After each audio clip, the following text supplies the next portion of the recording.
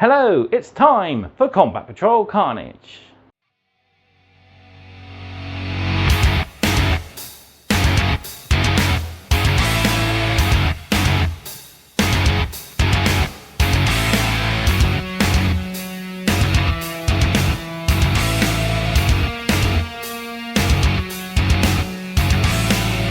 So we're back with issue 42, and first off I'll apologise if there's any noise in the background. My fan is going as it's pretty hot at the moment. I'm filming all these introductions as usual back to back, and yeah, just to let you know if there's any noise in the background, it is my fan.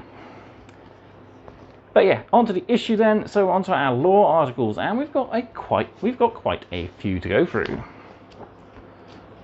So first off we learn about the orcs, the green tide. We learn about the powers of the war and what it does to the orc species. We also discover technology in the 41st millennium from each of the different races. And then we have Bonds of Honor Part 10, where we see Sergeant Askerton take his ship onto a new planet where there might just be a new enemy to face. We'll see in just a sec. So before we hit the table, don't forget to do all the usual. Like this video, subscribe to the channel, and drop me a comment down below. Love hearing back from all of you guys, and it goes a massive way to help this channel out as well. We're getting further along the road to my goal of hopefully 750 subscribers by the end of the year. If we can push it to 1,000, that'll be even better. But anyway, just let me know what you're doing with your hobby. As usual, pop a comment down below, and we'll have a friendly little discussion. Finally then, Combat Patrol Carnage is proudly sponsored by warbay.shop, your one-stop supply for all your hobby needs. They stock everything you need for your hobby journey: paints, models, gaming equipment, and collectible items as well. They also stock past and present partworks from Hachette, so check out their link in the video description or head down to their physical store if you're local. Right, let's head to the table and we'll read our new lore articles.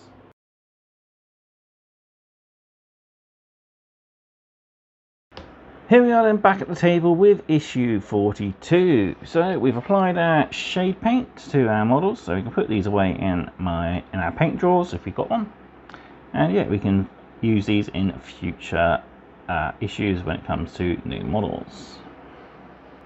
But today we're here to look at our lore articles, so we'll adjust the camera and dive right on in. So into issue 42 we go. Just turn the first 2 pages and we're here at our first lore articles. So I have been missing the lore articles, so it's nice that we got quite a few to go through this issue. So we look at Orcs, the Great Green Tide. A frenzied horde of orc boys follows their boss as he barrels towards the enemy. Awesome artwork from the 5th edition codex there. Pretty cool, showing an orc war in full effect. So, for many thousands of years, the orcs have been a great force of destruction in the galaxy, and to this day they remain a persistent threat. The number of orc hordes is beyond counting, and their brutal campaigns are greatly feared by their enemies. The orcs have been gleefully waging war on all who cross their path for as long as they have existed. Although rumoured to have been created as perfect weapons of war, they are now an ungoverned rabble, driven by their warlike instinct and lust for combat. Conflict is never ending for the orcs, and that is exactly the way they like it. As soon as one enemy is vanquished, any self-respecting orc will immediately start looking for the next fight, whether that be a new battle against a fresh enemy on another planet, or just the orc standing next to them. Orcs are huge and strong. They are nearly impervious to pain and cannot be reasoned with. To oppose them in battle is to face a near unstoppable crush of excited, screaming bodies, trampling over each other to get into the fight. Brutal and cunning. An orc is a huge slab of screaming green muscle, driven forward by an insatiable battle lust and helped on their way by a lack of consideration for personal risk. However, orcs are not just massive and mindless brutes, they are far more threatening than that. The danger they pose is multiplied by their devious and cunning use of improvised technological devices and weaponry. Their mastery of efficient violence and their instinctive understanding of strategy and tactics. A hunk of flesh, some stinking breath, and a crumping instinct driven in forward. That's an orc. Refined culture. It is no exaggeration to say that orcs live for war. It is their main occupation and their delight. The drive to prepare for war and the need to fight are the fundamental motivations that underpin all of orc society. In this culture, the biggest and the toughest lead, and they almost always use their positions to take their followers to war. Even Orcish technology is predominantly military, guns and cannons being significantly overrepresented. A detachment of Squighog boys piles into the waiting Tyranids, followed by troops on foot. So yeah, there we go. First look at Orcs, but we're going to continue that as we look at the power of the War. War is at once a battle cry, an energy and a phenomenon that drives Orcs to ever more violent behaviour. Wherever Orcs go, a mysterious power drives them to mass in ever greater numbers and become more and more violent, ending in giant campaigns involving huge numbers of Orcs on a colossal, destructive rampage. Ghazghkull Fracker glares down on the battle below, awaiting for a worthy foe to fight. Whenever Orcs gather together, a mysterious power starts to rise. The more they become excited, the more the power builds, swelling up to a crescendo that, in turn, attracts more Orcs and provokes more excitement. This energy is known as War energy, and it lies at the heart of the Orcish way of being. Almost anything can provoke a build-up of War energy, such as a squig-eating contest, a fist fight, or a brawl between rival clans. Once the energy starts to build, it is almost unstoppable, and huge planet-spanning armies have been known to form around what was initially a small and localized surge in War power. Not only does the War attract Orcs, but the energy can be funneled into their warlike pursuits, with gibbering Orcs known as Weird Boys channeling head-bursting amounts of mysterious energy towards the enemy army. Some Orcs speak of an ultimate aim for Orc kind, a War so huge it spans the entire galaxy from end to end. All sorts of Orcs are driven by the call to war. Some of them join simple units with other boys and set about the foe with grenades, choppers and shooters. Others are more inventive and love to bring their favourite specialist weapons to war, such as cacophonous death guns and flame-throwing burners. So see a death gun here, otherwise known as a looter. Classic Orc boy there with his slugger and a grenade in hand. A grot carrying extra ammo and an extra grenade. And we have a burner boy there with his flamethrower. The whine of jet engines sounds overhead, and the clangs of approaching stomper echo over the thuds and bangs of artillery. As the boss lets out battle cries over the clanking machinery, the boys nearby are driven into brutal frenzy. The boys crash into their heavily armoured enemy, and the din of battle echoes around. The sound and smells of engines fills the air amid the zip, zip of shots flying overhead. So yeah, nice big picture there of a war in action. We see a mech, looters firing from range. We got a battle wagon there, we got stompers and Gorkanauts, more trucks and battle wagons, death copters, the shock attack gun, killer cans, which we'll get in our premium kit. Truck there, disgorging unit of boys, war trikes, Ghazghkull of course up front with his mega armoured knobs, burner boys there in the mid-range, Gretchen, storm boys right at the back there as well, ready to jump in with their rudimentary rocket packs. So yeah, there we see war in full effect. Pretty cool. So from one source of power to another, this is technology in the 41st millennium. All species depend on technology to further their cause and survive the horrors of the era Indomitus. But all have taken different approaches to developing and deploying their transports, arms and armour that serve them in war. This has led to a great variety of threats across the galaxy, with each enemy presenting a new challenge. Of all the many different approaches to technology, not one has yet proved dominant or decisive. The Orcs' technology may be improvised and ramshackle, but it is no less deadly for it, and the Orcs have shown that they can construct machines to accomplish many great things, even with limited resources. The Leagues of Votann take almost the opposite approach, relying on the meticulous manufacturing of powerful and advanced technology.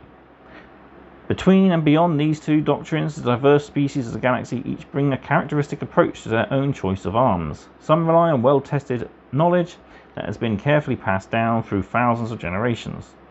Others continually innovate, producing ever more lethal devices to threaten their foes. The one thing that all approaches have in common is their integration with formidable tactics to make their users a deadly force on the battlefield. Imperial technology. Imperial forces use their technology to mount deadly and effective campaigns, but many of its secrets are lost to the ages. Those who preserve and maintain the ancient arms and armor must strive to keep alive the secret knowledge of its construction and workings. Here we see a Imperial Tech Priest Engineer there of the Adeptus Mechanicus. High-Tech Xenos. Among the many extraordinary and eldritch species in the galaxy are those who possess technology so advanced that the youngest species cannot begin to fathom its secrets. All they can do is cower from its might in wonder and terror. So we see a Necron Hexmark destroyer who uses his particle disintegrator pistols there to tear you apart atom by atom. Low-Tech Xenos. Through the far-flung systems of the galaxy are many species who go to war armed with primitive but deadly weapons, riding brutish beasts and relying on strength and aggression to overcome more advanced enemies. A Kroot line breaker here on these Krootox. So Krootox rampagers are shock cavalry who combine strength and agility. And finally, biotechnology. Some of the strangest species in the galaxy are inseparable from the technology and have evolved or been bred with symbiotic weapons and armor. These weapons can range from giant claws to biological projectiles and deadly poisons. One of the most notable types is the Tyrannid Biovore here, who has a cannon on his back which fires living mines to explode around the enemies. Right, finally then, we have our latest issue for Bonds of Honor with Part 10. Arise, young warriors, for now your task has truly begun. Up, quickly now. Do not disappoint me on your first day. You are far too long ahead of you to be falling behind already, and your future as Silver Templars is by no means certain, especially if you slumber so. Get up, Nikandor, or I shall introduce you to my boot abruptly. There. Now that you have deigned to join us, it is time to show you Colossus. Follow me. There is nothing to see for the first few minutes except the path that you walked up last night. So let me continue with the tale of Sergeant Askerton and his squad. Do you remember where we left them? Nowhere nice, crashing through the atmosphere of a hostile planet while being pursued by Chaos Space Marines, no less. But all was not lost, for a Space Marine has many advantages to turn situations like this in their favor.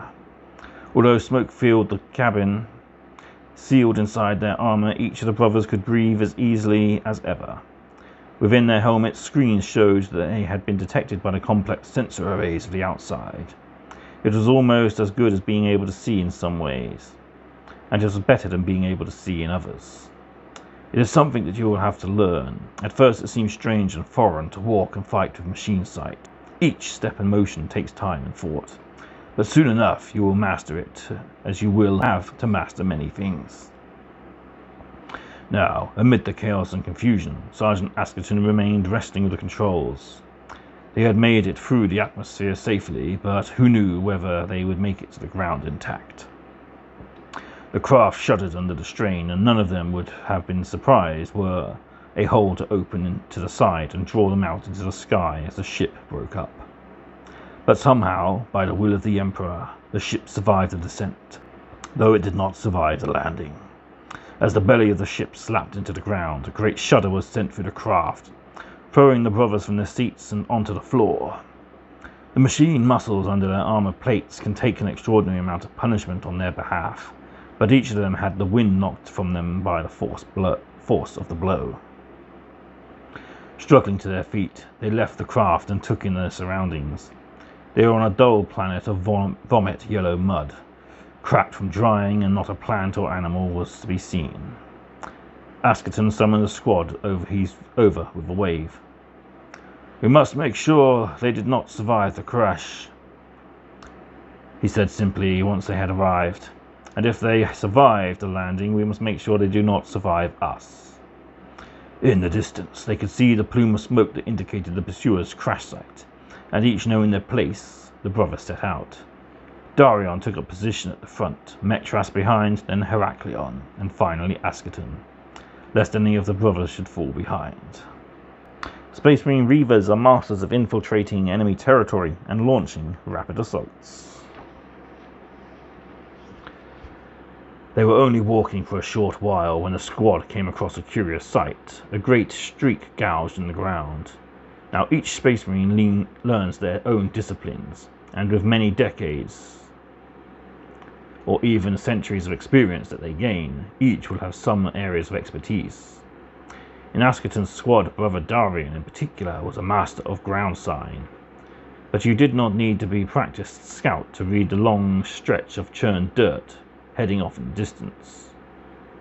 The dry and cracked ground was full of tire marks and had clearly been disturbed by many vehicles passing over it. Just a little away, the line of churned soil was what looked like a machine, and though it was a minute's walk in the wrong direction, the squad's curiosity overcame them. Knowing that it might hold some information as to who they shared this planet with, they went to investigate. As they drew near, they saw that it was a vehicle of sorts, with 2 wheels. The Space Marines regarded the device with curiosity, for it appeared to them to not be so much a bike as a crude imitation of one. It looked almost as though the artless child had tasked themselves with creating a toy replica in full size. The fact that it had broken down was not surprising. What was surprising was that in order to break down, the bike must have been running in the first place, and the Space Marines were lost as to how. The Outrider bikes that they were used to are lovingly maintained and meticulously cared for by the chapter's Tech Marines, lest they have the slightest failure in battle. But they could not imagine that even centuries of neglect would render one of the bikes in such a poor condition as this one. It lay on its side in a pool of black dirty oil, flecked with shining steel and glistening like stars in the night sky. No doubt where the engines had ground itself into tiny sparkly bits that were then washed out by the fluid. It was armoured with jagged and irregular plates of metal painted red and bolted to a rough chassis. This was unmistakably the work of orcs. Rudimentary, barely functional, mouth-crafted, and yet viciously effective. If it could be persuaded to work, the squad were left in no doubt. It was these barbarous creatures who had created the huge scar in the landscape before them.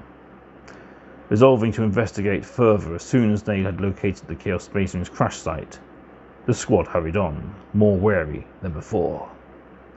Eventually they came to the site of the downed craft, and even from a distance they could see that none would have survived the crash. The vessel had left a long black gash in the ground, across which were strewn small parts of the broken ship. Here a bit of fuselage, there a bit of instrument panel. Amongst all of these were traces of bodies, fragments of limbs and armour. Truly none had survived. And though a Space Marine's life is forfeit in service of the Emperor from the moment of their donning their armour for the first time, the brothers of the squad couldn't help but feel glad that their ship had not met a similar fate. Metras kicked over the heavily ruined greaves that lay before him, exposing a jagged bone jutting through a lump of flesh within. A just fate for the heretic who so foolishly trusted in the lies of the dark gods. He was just about to turn it over a piece of armour when his senses were caught by a rising noise. A dull and low hum. In the distance, a plume of dark smoke started to rise, dulling the light and filling the air with pollution and haze. As the plume started to travel towards the squad, the dull hum turned into the cacophony of machines and the revving of engines. It was the orcs. Askerton vowed through hurried orders to the brothers that they each took cover behind a slab of smouldering fuselage and readied their weapons, each of them wondering whether the orc had sighted them or whether they were just coming to investigate the downed craft. As the smoke drew closer still, the squad heard a guttural cry ring out. War! Orc fortifications. Orc fortifications are often made from scrap metal and spare parts.